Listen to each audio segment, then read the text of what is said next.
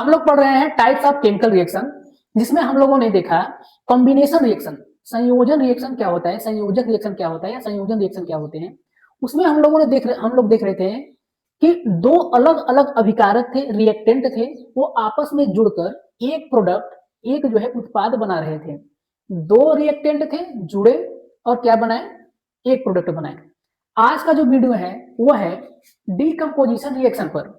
तो decomposition reaction, decompose का मतलब होता है टूट जाना, विघटित हो जाना, है ना। तो इसमें क्या होगा, वहां पर दो, जो इसके पहले पढ़े हम लोगों ने, वहां पर दो रिएक्टेंट जुड़ के एक प्रोडक्ट बना रहे थे। यहाँ एक रिएक्टेंट रहेगा और वो टूटेगा और दो प्रोडक्ट बनेगा। तो जो वियोजन होगा, वियोजन का मतलब जो टूटेगा उसमें एक चीज रहेगा लेफ्ट साइड, टूट के दो या दो से ज्यादा बनेंगे राइट साइड। आई होप आपको बात समझ में आ रही होगी।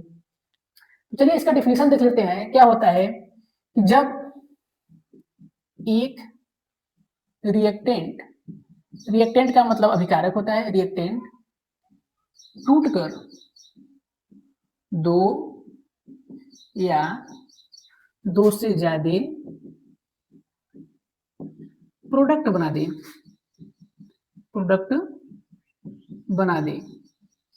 सिंपल सा डिफिनेशन है कि रिएक्टेंट एक रहेगा, जब टूटेगा तो प्रोडक्ट दो बनेंगे या दो से ज्यादा भी बन सकते हैं। ठीक है, एग्जाम्पल के तौर पे हम लोग देखते हैं। एग्जाम्पल के मैं मार्कर दूसरा ले लूं। चलिए एग्जाम्पल के तौर पे देखते हैं। एग्जाम्पल जैसे कैल्शियम कार्बोनेट, ये एनसीईआरटी का एग्जाम्पल है। कैल्शियम कार्बोनेट है, इसे अगर गर्म करते हैं हम लोग, तो अगर इसे गर्म करेंगे, किसको, कैल्शियम कार्बोनेट को गर्म करते हैं, तो ये बनाता है कैल्शियम ऑक्साइड और कार्बन डाइऑक्साइड गैस। ठीक है, अगर अगर वाटर का हाइड्रोलिसिस किया जाए, यानी अगर वाटर को तोड़ा जाए, ये वाटर है, इसे अगर तोड़ दिया जाए तो ये बनाएगा हाइड्रोजन गैस और साथ में ऑक्सीजन गैस। और इसी ऑक्सीजन गैस को हाइड्रोलिसिस के द्वारा हम लोग सबमरीन के अंदर जो है सांस लेने में मदद करता है। ये ऑक्सीजन जो है मदद करता है सांस लेने में। जो सबमरीन यानी जो है पनडुब्बी के अंदर सैनिक होते हैं, इसी इलेक्ट्रोलिसिस के द्वारा, मतलब यहाँ इलेक्ट्रिसिटी प्रोवाइड करके होता है।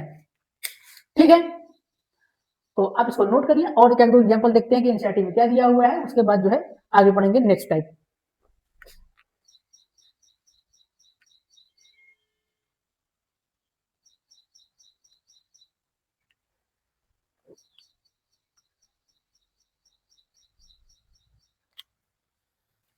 अगला दिया है फेरस सल्फेट का एग्जांपल दिया हुआ है, देख रहे हैं एनसीईआरटी में। उसको भी आप लोग नोट करना है तो नोट कर लीजिए, क्योंकि एनसीईआरटी की ही जो चीजें हैं वही क्वेश्चन उठा के बोर्ड में भी पूछ देता है, वही जो है कॉम्पिटिटिव एग्जाम में पूछ देता है, इसलिए एनसीईआरटी की एग्जाम्पल सब करेंगे हम लोग। तो फेरस सल्फेट जो टूटा है, फेरस ऑक्साइड में टूटा है, सल्फर डाइऑक्साइड में टूटा है और सल्फर ट्राइऑक्साइड में टूटा हुआ है।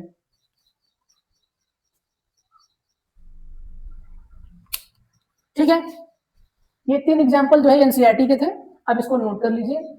अब हम बढ़ते हैं आगे और देखते हैं अगले टाइप को। नोट करिए इसे।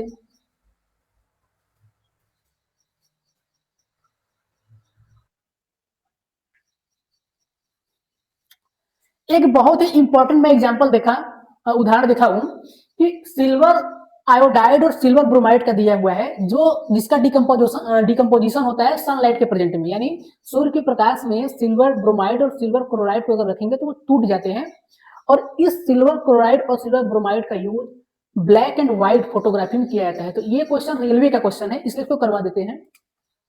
सिल्वर जो क्लोराइड है या फिर सिल्वर ब्रोमाइड है, इन दोनों को अगर हम सनलाइट को दिखाते हैं एच न्यू से, या सूर्य का प्रकाश लिखा रहेगा या तो एच न्यू लिखा रहेगा। एच पर एच है, ये प्लैंक कांस्टेंट है, न्यू फ्रीक्वेंसी है, फ्रीक्वेंसी ऑफ लाइट है। इसको जब अगर हम धूप में रख देंगे तो ऑटोमेटिक जो ये सिल्वर है ये टूट जाएगा, क्लोरीन अलग टूट जाएगा। इसी तरह अगर सिल्वर ब्रोमाइड को रख देंगे तो ये भी टूट जाएगा और ये अलग हो जाएगा। सॉरी, ये ब्रोमीन है ना, क्लोरीन लिख दिए, ये ब्रोमीन बाहर निकल जाएगा, ये गैस के रूप में निकलेगा, ये सॉलिड जो चांदी है सॉलिड के रूप में जमा हो जाएगी। तो ये बहुत ही इंपॉर्टेंट जो है एग्जांपल था। किसका एग्जांपल है ये, डिकम्पोजिशन रिएक्शन, वियोजन अभिक्रिया का। तो इसे नोट करिए, इसके बाद बढ़ते हैं अगले रिएक्शन की तरफ।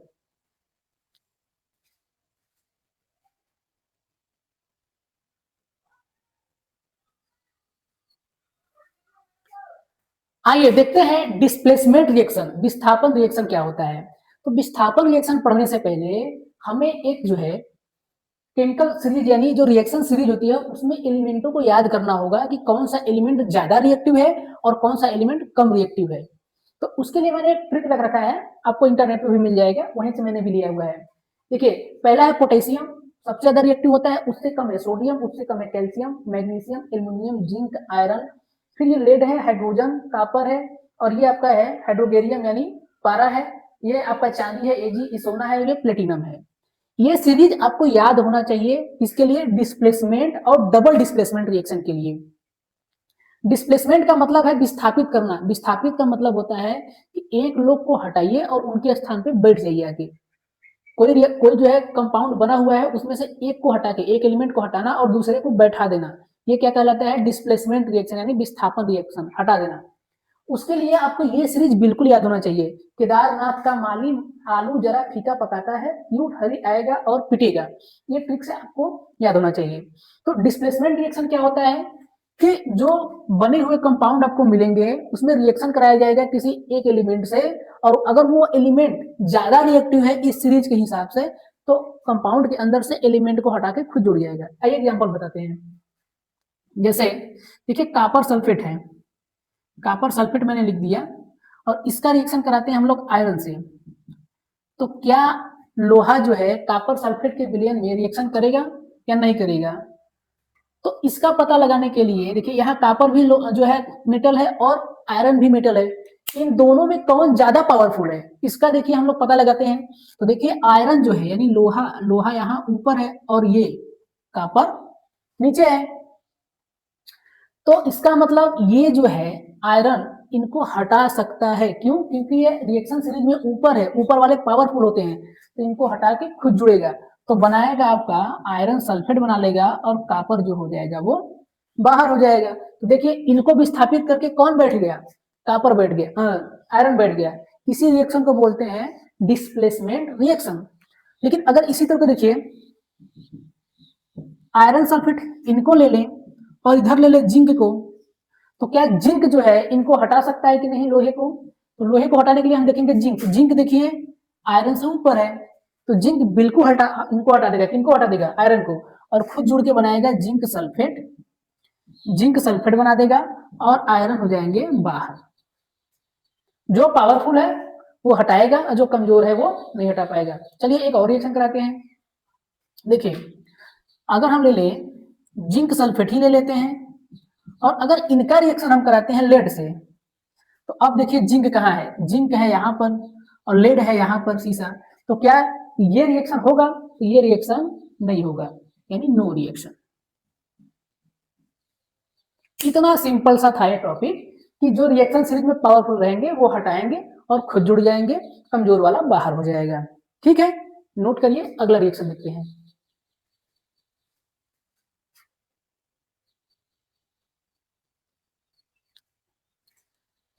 आइए बढ़ते हैं अगले रिएक्शन की तरफ और देखते हैं डबल डिस्प्लेसमेंट रिएक्शन। डबल का मतलब है द्वि, यानी दो लोग एक साथ हटेंगे, आपस में आदान प्रदान करेंगे दो परमाणु और एक नया प्रोडक्ट बना के देंगे। तो द्वि विस्थापन डबल डिस्प्लेसमेंट में क्या होगा कि दो रिएक्टेंट रहेंगे, दोनों रिएक्टेंट के एटम जो है आपस में एक्सचेंज हो जाएंगे, बदल जाएंगे, इधर से उधर हो जाएंगे और नया प्रोडक्ट बनाएगा। आइए देखते हैं एग्जाम्पल के तौर पर, जैसे एसिड और बेस का रिएक्शन जब कराते हैं, Cl हो गया और NaOH हो गया। देखिए सोडियम क्या है? बहुत पावरफुल है, और वो रिएक्शन करेगा तो हाइड्रोजन को हटाएगा, तो हाइड्रोजन को हटा के खुद जो है किसके साथ जुड़ जाएगा? Cl के साथ। तो इनके साथ क्या बचा? एक OH बचा और इधर क्या बचे? हाइड्रोजन बचे। तो ये हाइड्रोजन और इधर का OH आपस में जुड़ेंगे, या फिर यही चीज हम ऐसे भी लिख सकते हैं NaCl और इसको लिख सकते हैं H2O। तो एसिड बेस रिएक्शन में सबसे बेस्ट एग्जांपल था कि हम ये एसिड लिए हुए हैं, ये एसिड है हाइड्रोक्लोरिक एसिड, और ये आपका बेस है, इन दोनों का रिएक्शन कराने पर क्या बन रहा है? साल्ट, और क्या बन रहा है? वाटर।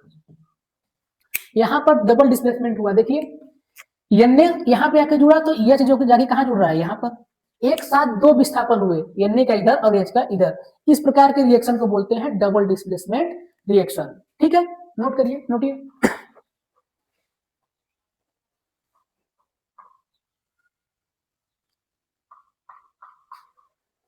एक और एग्जांपल दिया है रेलवे का AgNO3 और कराया है किससे रिएक्शन, AgNO3 क्या है तो NaCl से रिएक्शन कराया हुआ है। देखिए सोडियम फिर पावरफुल है, इनको हटाएगा यहां जुड़ेगा, तो जब इनको हटा के सोडियम जुड़ेगा तो ये भाग के इसके पास आ जाएंगे, तो क्या बनेगा सोडियम नाइट्रेट बनेगा और बनेगा AgCl यानी सिल्वर क्लोराइड। सिल्वर क्लोराइड बन गया, ये साल्ट बन गया आपका, और ये आपका ये भी साल्ट ही है, सब साल्ट ही है एक तरह से। इसमें भी देखिए डबल डिस्प्लेसमेंट रिएक्शन हुआ है, नोट कर लीजिए और बढ़ते हैं अगले टाइप पर।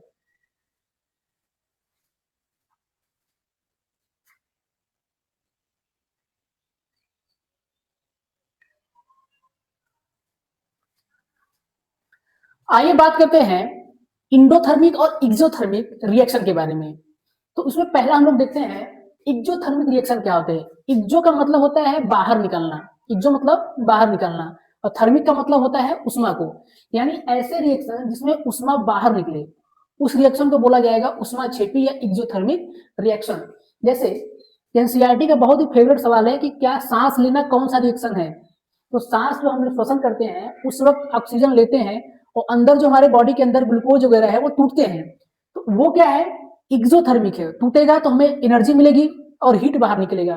तो ऐसे रिएक्शन जिनमें हीट बाहर निकले वो होंगे एक्सोथर्मिक रिएक्शन। जैसे श्वसन, प्राकृतिक गैसों का जलना, कोयले का जलना, अगर कोई कॉन्सेंट्रेशन एसिड है जैसे H2SO4 है, सांद्र एसिड है, उसमें धीरे धीरे पानी मिलाएंगे तो उसका डाइल्यूट हो जाएगा, तनुकरण हो जाएगा उसका, उस वक्त भी उष्मा बाहर निकलती है और परत नली गर्म हो जाती है। ये सब किसके एग्जाम्पल है एक्सोथर्मिक के। हमारे घर में जो हम लोग जिस सोडे से कपड़ा साफ करते हैं उसको लेकर अगर कुछ बूंद पानी गिराएंगे तो वो गर्म हो जाता है, वो भी एक्सोथर्मिक जो है रिएक्शन का एग्जाम्पल है। उसके अलावा जो हमारे घर में अनबुझा चूना आता है, बिना बुझा चूना आता है जिससे घर की पुताई वगैरह होती है, तो उसको अगर पानी के अंदर डाला जाएगा तो बुझा चूना बनता है, और बुझा चूना जो है लोग खाने में इस्तेमाल करते हैं, जो खैनी वगैरह खाते हैं। तो बिना बुझे चूने को पानी में मिलाएंगे तो वहां पर भी बहुत तेजी से खौलने लगता है वो, और उष्मा बाहर निकलती है। उसका रिएक्शन भी मैंने दे रखा है कि कैल्शियम ऑक्साइड, ये बिना बुझा चूना है, इसका रिएक्शन कराएंगे मतलब पानी डालेंगे तो बनेगा कैल्शियम हाइड्रोक्साइड यानी बुझा चूना बन जाएगा, और साथ में क्या निकलेगा हीट बाहर निकलेगा। इसी तरह अमोनिया गैस जब बनता है तो नाइट्रोजन और हाइड्रोजन को आपस में रिएक्ट कराया जाता है, यहाँ पर कैटालिस्ट की जरूरत होती है, प्लेटिनम वगैरह, निकिल प्लेटिनम ये सब यूज होता है, और अमोनिया गैस बनती है। तो अमोनिया गैस जब बनती है तो उस वक्त भी उष्मा बाहर निकलती है, हीट बाहर निकलती है। ये सब के सब एग्जाम्पल थे एक्सोथर्मिक रिएक्शन के। इंडोथर्मिक का मतलब है कि उष्मा को लेगा, हमको रिएक्शन कराने के लिए गर्म करना पड़ेगा, इसे गर्म नहीं करना पड़ेगा, ऑटोमेटिक हो जाएगा, और इसे गर्म करना पड़ेगा। जैसे पानी का भाप बनना, तो पानी को हम गर्म करेंगे और जो है वो उष्मा सोखता रहेगा, उसके बाद भाप बनेगा फिर उड़ेगा ऊपर। तो ये कैसे एग्जाम्पल है इंडोथर्मिक के। जैसे नाइट्रोजन ऑक्साइड का बनना, तो नाइट्रोजन ऑक्साइड जब बनेगा तब भी हमें इनको गर्म करके रिएक्शन कराना पड़ता है, तब जाके जो है ये नाइट्रोजन ऑक्साइड बनता है, और यहाँ पर हीट जो है रिलीज होती है, और सोखते हैं, रिलीज नहीं सोखते हैं। तो ये दोनों रिएक्शन थे, ये जो दोनों टाइप्स थे, ये इंडोथर्मिक एक्सोथर्मिक, ये बोर्ड का भी फेवरेट हो गया है और आपके जो है कॉम्पिटिटिव एग्जाम में भी आते रहते हैं क्वेश्चन। तो आज का वीडियो यहीं पर समाप्त करते हैं। आगे के जो है वीडियो में हम लोग देखेंगे ऑक्सीकरण और अपचयन क्या होता है, और उसी में देखेंगे रेडॉक्स रिएक्शन क्या होता है। तो उस वीडियो को हमारे साथ देखने के लिए आप चैनल को सब्सक्राइब करिए, शेयर करिए और लाइक करिए, साथ में कमेंट भी करिए कि क्या इसमें और पढ़ना है। Thank you.